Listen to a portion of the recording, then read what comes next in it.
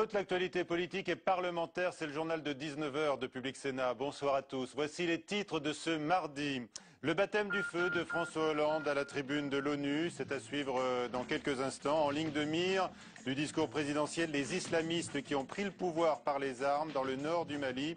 Notons que le Qatar vient d'appeler, lui, à l'ONU à une intervention militaire arabe en Syrie. Le droit de vote des étrangers aux élections locales peut attendre, même après les municipales de 2014. Position exprimée sur Public Sénat par François Rebsamen, le président du groupe PS, en pleine polémique avec l'UMP et la partie impatiente de la majorité.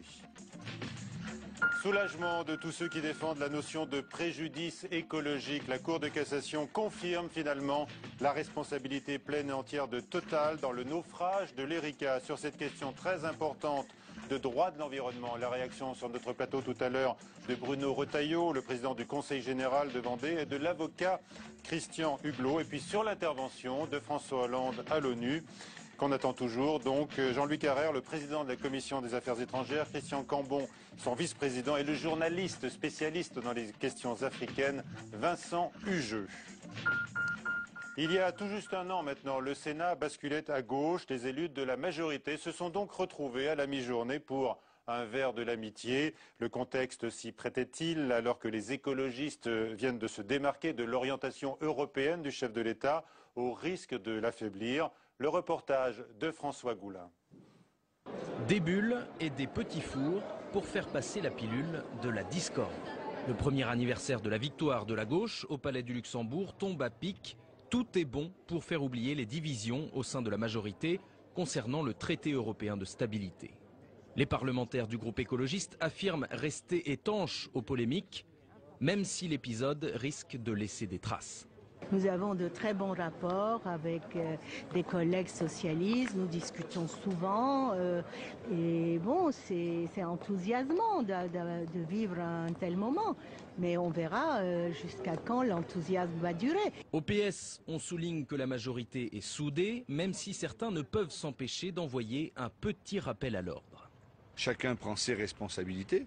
Moi, j'en appelle à la responsabilité ultime, qui est celle de soutenir le président de la République. Et pour soutenir le président de la République, il faut voter oui au traité, parce que c'est un oui de soutien. Je ne connais pas de non de soutien. Une pique destinée à la ministre Cécile Duflot, qui n'a pas clairement soutenu le vote du traité. D'autres voix au PS, plus conciliantes, en appellent au pragmatisme. À gauche, il y a des débats, il y a des discussions.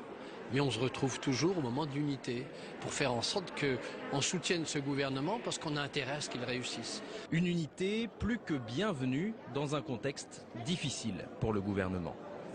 Et Cécile Duflot qui reste donc au gouvernement malgré son absence de position claire sur le traité européen. Elle fait un travail formidable selon Jean-Marc Ayrault. Le Premier ministre a retrouvé sa ministre du Logement au congrès des HLM à Rennes. Pour Jean-François Copé, Cécile Duflot doit choisir quitter le gouvernement ou quitter son parti. La majorité présidentielle a été agitée récemment, on le sait, par la question du droit de vote des étrangers aux élections locales. Un groupe de 75 députés PS a demandé la mise en œuvre sans tarder de cette promesse électorale. Manuel Valls recommande de temporiser et sur Public Sénat, François Rebsamen le rejoint. Le président du groupe socialiste, très actif l'année dernière pour faire voter cette réforme, ne serait pas choqué que l'on attende. C'est un engagement, un nouveau droit. C'est un nouveau droit. Donc elle peut attendre la fin du quinquennat, c'est très important. Vous dites on peut laisser passer les prochaines municipales. Si la bonne foi, s'il faut convaincre de notre bonne foi, de la volonté de réussir cette réforme, parce que c'est un engagement du président de la République, on trouvera le moment le plus adapté. Et si ça peut aider des esprits éclairés en leur disant, vous voyez qu'il n'y a aucune manipulation électorale derrière, pourquoi pas? François Rebsamen a retrouvé dans Preuve par 3 à 22h45 ce soir sur Public Sénat.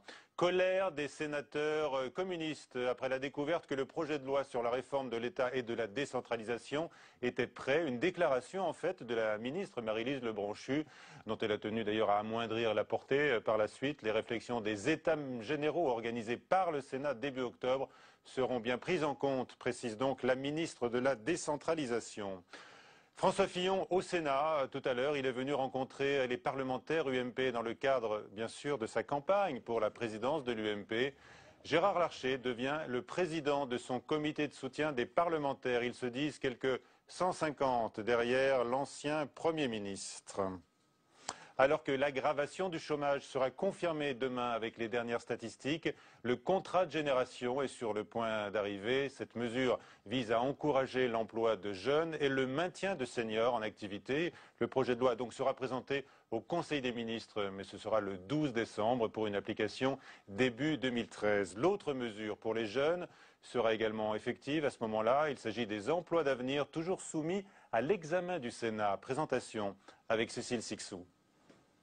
Première condition pour bénéficier d'un contrat d'avenir, avoir entre 16 et 25 ans. Certains mineurs en situation de décrochage scolaire sont donc concernés. Objectif, leur offrir une alternative pour intégrer le marché du travail. Pour les travailleurs handicapés, le texte prévoit d'étendre le dispositif jusqu'à 30 ans. Priorité donnée ensuite aux jeunes peu qualifiés ou ayant des difficultés d'insertion. Les 45% de jeunes sans diplôme et au chômage sont donc visés par la future loi, mais aussi les titulaires de CAP ou de BEP. Autre condition, vivre dans une zone prioritaire, c'est-à-dire une zone où le taux de chômage chez les jeunes peuvent dépasser les 22%, soit la moyenne nationale. Sont donc concernés les quartiers difficiles, les zones rurales où l'accès au travail est compliqué et enfin les territoires d'outre-mer qui connaissent des taux records de chômage chez les jeunes jusqu'à 60%. D'ailleurs, pour l'outre-mer, la situation économique est telle que le texte étend les contrats aux diplômés du supérieur.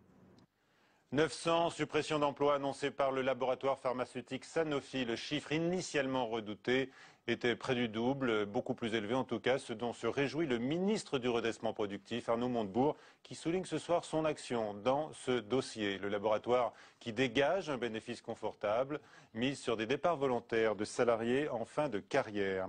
Certains redoutaient l'annulation pour des questions de droit de la condamnation de Total pour le naufrage de l'Erika en 1999. Eh bien, il n'en a rien été. La Cour de cassation a confirmé tout à l'heure toutes les décisions de justice antérieures, en allant même plus loin. Simon Barbarie.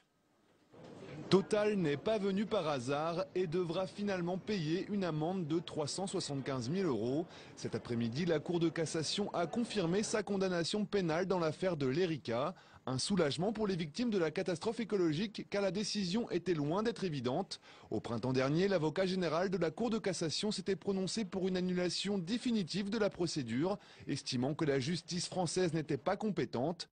En 1999, le pétrolier Erika avait en effet sombré en dehors des eaux territoriales. La loi française ne pouvait selon lui pas s'appliquer.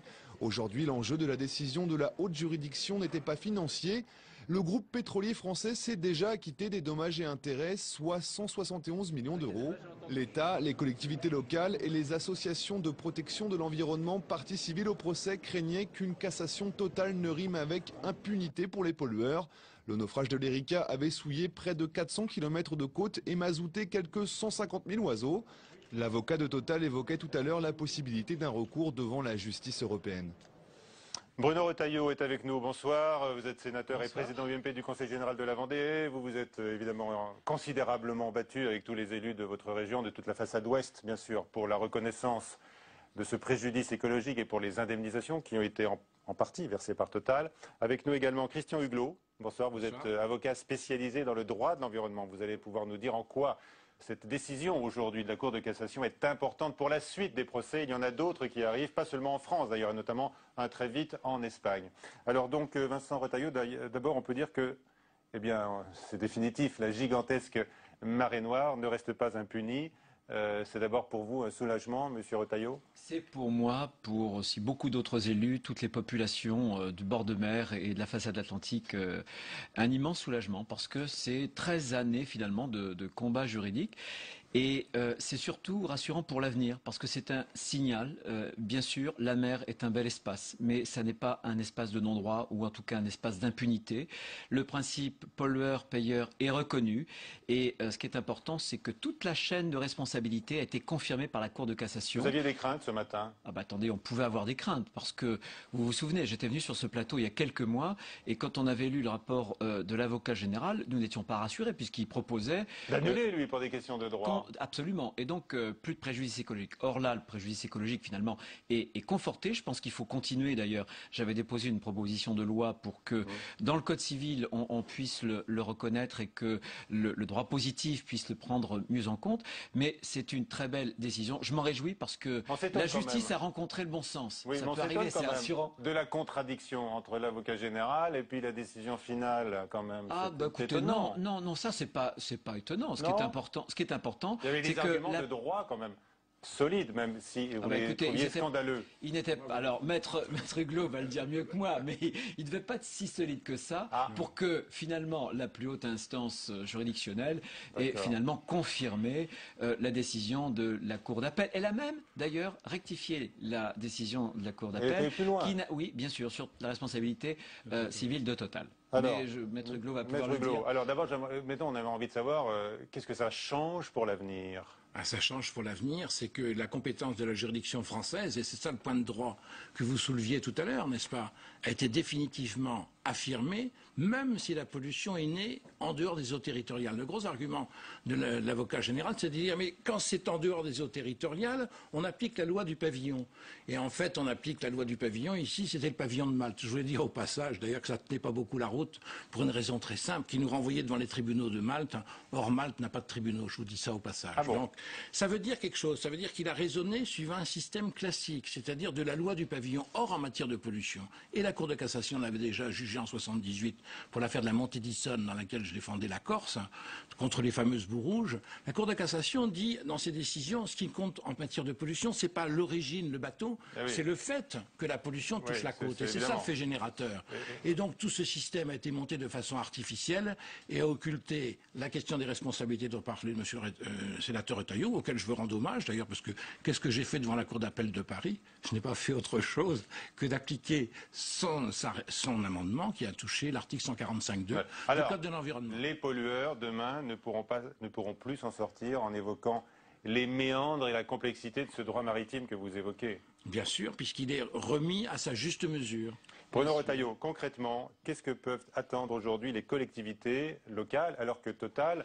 Alors, il y a un point de controverse là-dessus. Mais enfin, Total dit avoir déjà versé beaucoup d'argent au titre de dommages. Les dommages, quand même, il faut dédommager. Non, mais bien sûr, mais ça, cette phase-là, elle est derrière nous. D'accord. L'important, c'était le principe pollueur-payeur. C'est fondamental. Et faire en sorte que demain, il n'y ait plus de navires poubelles, ou en tout cas, que ceux qui utiliseraient des navires poubelles sachent très bien qu'en cas de catastrophe, ils seront payeurs et responsables sur le plan pénal et sur le plan aussi civil. C'est fondamental parce que malheureusement, souvent les conventions internationales avaient organisé une cascade d'irresponsabilité. Souvenez-vous, l'ERICA, pavillon maltais, l'affréteur français, l'armateur italien, société de classification italien. C'était une jungle, justement, d'où les uns et les autres pensaient sortir en toute impunité. Eh bien, la Cour de cassation rétablit les choses. Quand vous entendez Maître Soulez-Larivière, l'avocat de Total, dire qu'un recours est possible devant la justice européenne, il évoque des questions de fond et de forme. Vous dites que... Ça n'a pas de sens. Je vais vous répondre de façon claire, nette et précise. C'est un mauvais perdant ou... Non, c'est pas ça. C'est un avocat digne de ce nom ne peut pas dire une chose pareille. Je vais vous expliquer pourquoi de façon très simple. Les recours sont ouverts devant la Cour européenne des droits de l'homme uniquement aux individus et pas aux personnes morales. Donc par conséquent, c'est un coup de colère. Il a le droit d'avoir un coup de colère. Mais nous, en tant que techniciens, eh bien, nous attendons ça avec beaucoup de sérénité. Je voudrais simplement revenir sur la question des dommages. La question des dommages ont été entièrement payée. Elle est réglée, la question des dommages. Mais ce qui est important, c'est la jurisprudence pour l'avenir. Et que la Cour de cassation, à côté du Conseil d'État et à côté du législateur, ait construit ce droit de l'environnement qui, tout simplement, nous vient de la mer. Et c'est peut-être un bon signe. Alors c'est un changement important, mais pour la France, ou bien sera une résonance européenne, voire internationale? Écoutez, je dois vous dire à cet égard que je me suis battu pendant 14 ans dans l'affaire de la Moco-Cadiz. La grande victoire de la Moco-Cadiz, avec les élus bretons, c'était de faire déclarer la maison mère responsable pour les filiales. Nous avons déjà percé, si vous voulez, le voile des sociétés, c'est la première chose. Et nous avions fait déclarer l'affréteur responsable.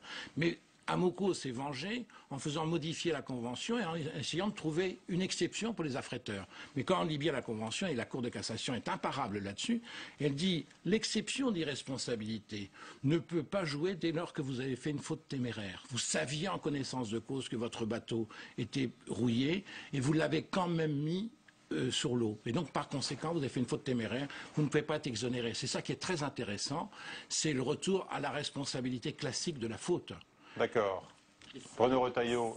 C'est important. Je pense qu'elle a rendu un très grand arrêt. Je pense que cet arrêt ne peut pas ne pas avoir de conséquences, y compris internationales. Parce que, en reconnaissant la compétence des tribunaux français, la pollution a endeuillé nos côtes, eh bien c'était nos tribunaux qui étaient compétents. Je pense qu'elle a tout simplement signifié qu'il était parfaitement compatible avec justement tous ces textes très compliqués du droit international. Eh bien ces conventions internationales ne veulent pas organiser un système d'irresponsabilité. Et je pense que d'autres pays devraient s'en inspirer. Mais je pense que c'est un très grand arrêt qui devrait, j'espère, qui devrait faire tache d'huile. Oui, c'est le cas de le dire. Hein.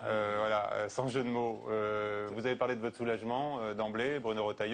C'est celui aussi de toute la population, parce que les gens étaient quand même à cran. Hein. Quelques heures, on a entendu des témoignages incroyables. Pour toutes celles et tous ceux qui ont vécu cette matinée de 99, de décembre 99, eh bien, lorsqu'une marée noire arrive, vous n'entendez plus le chant des oiseaux. Et vous n'entendez même plus le clapotis des vagues. 300 000 oiseaux sont morts d'ailleurs. Vous n'entendez même plus le clapotis des vagues. Vous avez une atmosphère sépulcrale. Et je pense que tous ceux qui ont vécu ça se disent, pourvu que ça ne se reproduise plus, et je pense que l'arrêt de la Cour de cassation devrait nous prémunir, en tout cas, de ce système d'irresponsabilité sur lequel beaucoup trop de pétroliers se sont appuyés depuis beaucoup trop d'années. Merci à tous les deux d'avoir réagi avec cette passion qui vous caractérise bien sûr sur cette question de droit et cette question d'environnement surtout. Nous évoquons maintenant le discours très attendu dans quelques minutes de François Hollande à l'ONU. Il doit s'exprimer, vous le savez, sur les grands dossiers internationaux, la Syrie, l'Iran et le Mali. Le président français doit plaider pour un déploiement rapide au Mali d'une force africaine pour combattre les islamistes armés au nord du pays. La 67e Assemblée générale de l'ONU pourrait donc marquer là, un tournant dans ce dossier quand celui de la Syrie n'enregistre aucune avancée. Faustine Saint-Geniès. À la tête de notre Assemblée.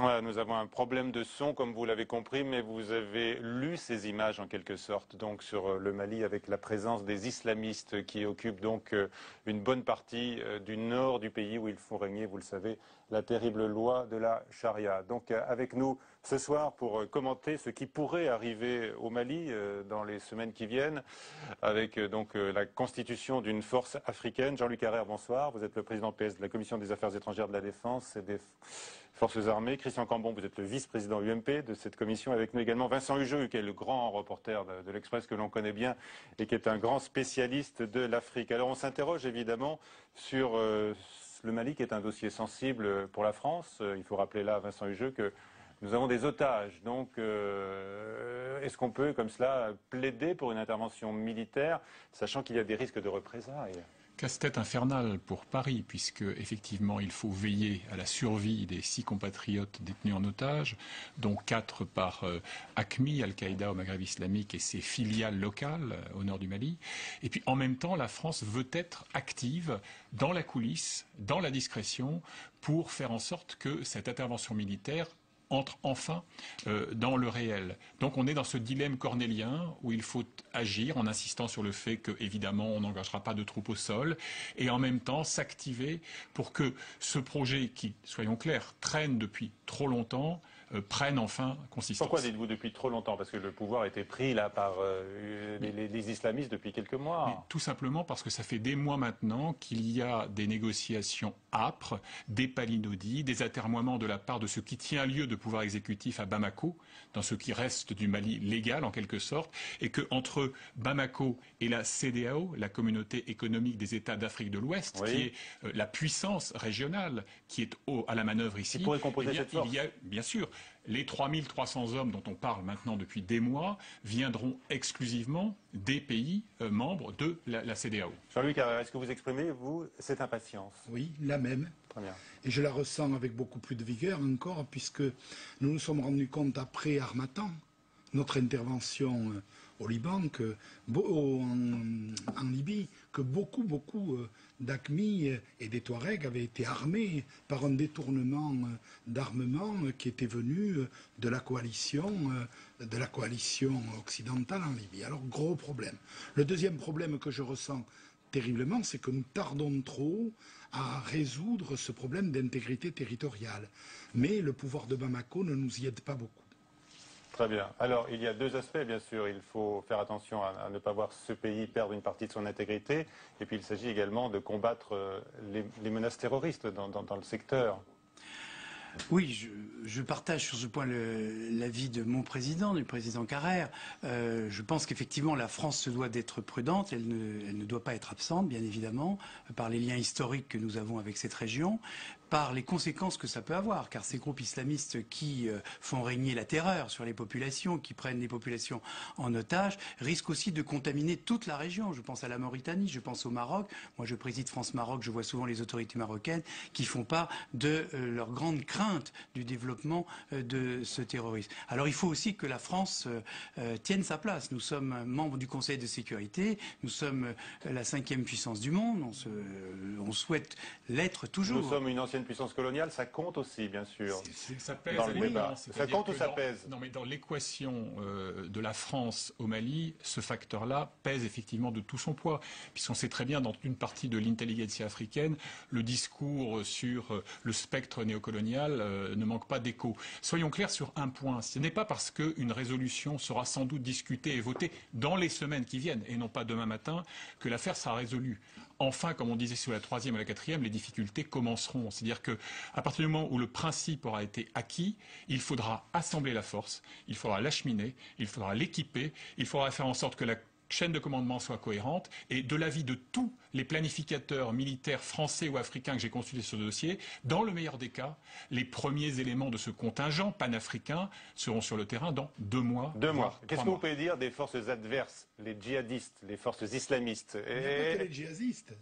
Il y a aussi une partie des Touaregs au nord qui ne sont pas à confondre tout à fait avec les djihadistes, même s'ils ont été gangrénés. Ils ont été balayés, ils ont été évincés. Et d'ailleurs, en ce moment, ils essayent de revenir sur l'échiquier en disant à Bamako, si vous ne discutez pas avec nous, nous allons ressouder ce pacte mortel que nous avions passé initialement. Est-ce que c'est une guerre difficile à mener, au-delà de la difficulté de constituer cette force africaine? Vous disiez qui est en face? 6 000 hommes aguerris, familiers du terrain désertique. Et on va mettre 3300 hommes, alors certes avec du renseignement, du soutien aérien, ce qui est loin d'être anodin, c'est une situation de soldats qui viennent pas de ce terrain-là, qui ne sont pas familiers du terrain désertique. Donc là aussi, deuxième élément de difficulté, ça prendra du temps, et le succès opérationnel n'est absolument pas acquis. Ça peut être une guerre beaucoup plus longue qu'on le croit souvent en Occident. Moi, je veux quand même revenir un petit peu sur la position de la France. Les premières dépêches qui arrivent de New York montrent que, par exemple, le dîner qui a eu lieu entre le président de la République et M. Ban Ki-moon a abouti à la décision d'envoyer un émissaire de l'ONU. Oui. Alors, sincèrement, quand on voit l'efficacité de l'émissaire de l'ONU en Syrie, qui est déjà rentré du reste, et qui a remis ses pouvoirs à la disposition de l'Assemblée, je pense que, franchement, il faut sortir de ces pseudo-solutions. Moi, je ne souhaite pas que la France descende en 2e division en matière de relations internationales et de diplomatie.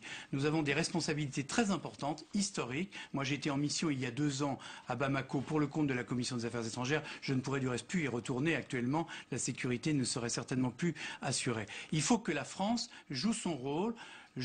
Mais son rôle militaire aussi? Non, je ne pense pas. La question est posée. On a dit qu'il y avait déjà des forces spéciales pour encadrer ou apporter leur logistique. Je pense qu'il faut faire très attention à ce que l'on dit parce qu'il y a aussi la vie des 6 otages. Et la vie des 6 otages, elle est quand même considérablement menacée puisque cette semaine même, il y a eu des déclarations très fortes en disant si la France intervient, la vie des otages sera menacée. Oui, il y a eu un communiqué, effectivement. Je suis d'accord avec ce que dit Christian Cambon. Je suis d'accord. Il faut que la France joue son rôle, s'assume comme 5e puissance avec un siège au Conseil de sécurité. Oui. Mais dans le même temps, je suis pour que la France respecte la légalité.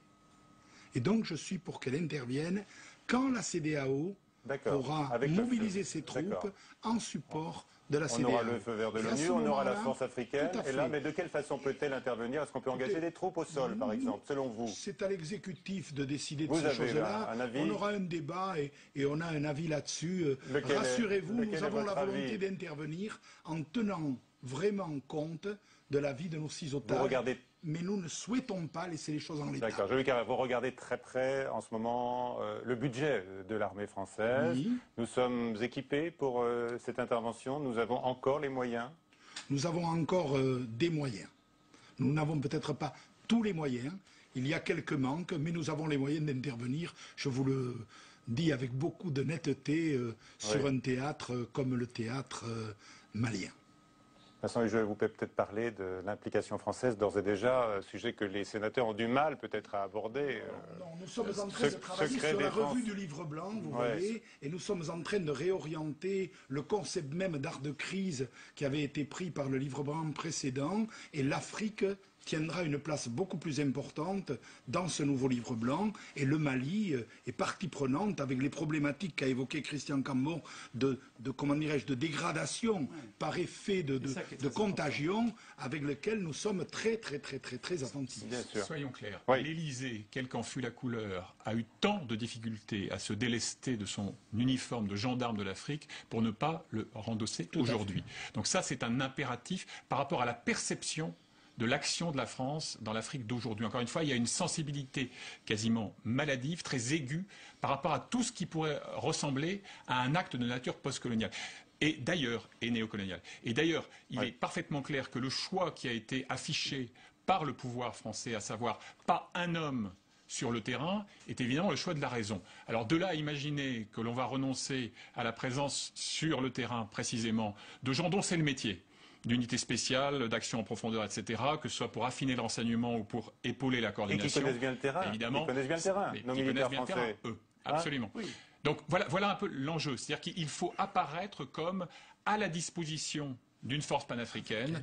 Et évidemment, on ne mégotera pas sur les moyens. Parce qu'une chose qui est rarement soulignée, vous savez que tous les États qui discutaillent en ce moment sur leur contribution ou pas à cette force. Et déjà, certains, d'ailleurs, ont déclaré forfait, comme le Sénégal, comme la Mauritanie, qui est hors CEDEAO, mais qui est évidemment une actrice cruciale dans ce secteur. Elle demande des contreparties. Vous ne croyez pas que Idriss Déby Itno, le Tchadien, va envoyer ses hommes contre rien? Il attend à se faire pardonner, qu'évidemment, il va négocier ça pied à pied. Et c'est la France, c'est la France qui pourrait être sollicitée. La France, l'Europe, les États-Unis vont mettre énormément de moyens. Mais ils demandent de l'argent. On ne parle pas beaucoup du rôle de l'Europe. Une nouvelle fois, l'Europe est aux abonnés absents dans cette affaire. J'ai vu quelques déclarations de Mme Catherine Ashton. Bon, tout ça, c'est quand même assez modeste par rapport à la sécurité de l'Europe qui est en jeu. Et la sécurité de l'Europe est en jeu. Moi, j'ajoute, et puis la survie des populations locales. Il est très important de continuer de négocier avec nos amis algériens qui eux-mêmes détiennent une partie des clés de la résolution. Bien sûr, c'est notre avenir qui est en jeu avec la menace terroriste et puis c'est la population locale qui subit toutes les exactions des groupes islamistes, on le rappelle. Et la vie de nos otages, évidemment. Merci à tous les trois. Merci Vincent Hugeux. Je signale ce livre, Les derniers jours des dictateurs, que vous publiez avec nombre de signatures. Et le récit, donc, voilà, les derniers jours de personnages comme Mussolini, Hitler, Kadhafi, Saddam Hussein, pas encore de djihadistes parmi les dictateurs. L'histoire n'est pas écrite. Des crimes, merci. À 22h, Sonia Mabrouk pour le prochain journal et je vous retrouve à 22h45 pour Preuve par 3 et l'invité sera François Rebsamen, le président du groupe PS au Sénat. Bonsoir.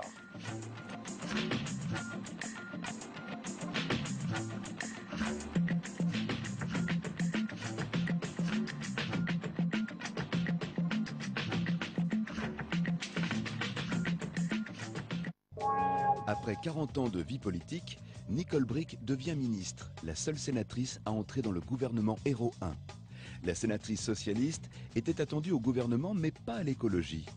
Mais vous savez, moi, toutes les fonctions que j'ai exercées, j'ai toujours considéré que je n'étais que de passage. Après le remaniement, son transfert au commerce extérieur est une surprise de plus. Nous l'avons suivi dans ses premiers pas au sommet de l'État. Nicole Bricq, au service du changement, jeudi à 22h30 sur Public Sénat.